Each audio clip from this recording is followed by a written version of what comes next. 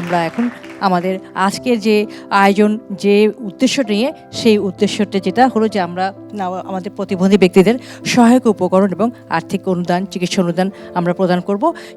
সেটাই শুরু করতে যাচ্ছি। আর শুরু করতে যেয়ে আমি এখন মঞ্চে বিনীতভাবে অনুরোধ জানাচ্ছি আসার জন্য RTVর প্রোগ্রাম হেড এবং ইন্সপিরেশন ওয়েলফেয়ার সোসাইটির সহসভাপতি জনাব দেওয়ান শামসুর রাকিব, আমাদের নিউজ হেড এবং সহসভাপতি ইন্সপিরেশন ওয়েলফেয়ার সোসাইটি জনাব ইলিয়াস হোসেন, ইন্সপিরেশন ওয়েলফেয়ার সোসাইটির যুগ্ম সাধারণ সম্পাদক এবং মার্কেটিং হেড RTV জনাব সুদেব চন্দ্র ঘোষ।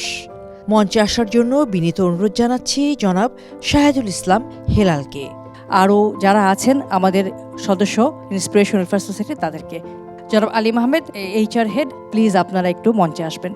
আমাদের বেলায়েত আছেন অন্যতম একজন সদস্য হিসাবে, অনেক ধন্যবাদ এবং কৃতজ্ঞতা আপনাদেরকে। প্রথমে হুইল চেয়ার বিতরণ করতে যাচ্ছি আমরা। হুইল চেয়ার নিতে প্রথমে আসবে জান্নাতুল আক্তার, নরসিংদী, সেরেব্রাল পালসি বৈশ্য সম্পন্ন।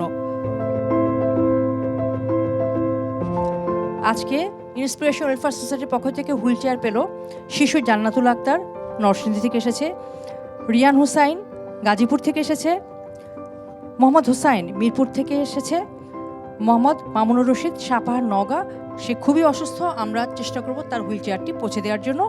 আর মোহাম্মদ কবির কাফরুল থেকে এসেছে।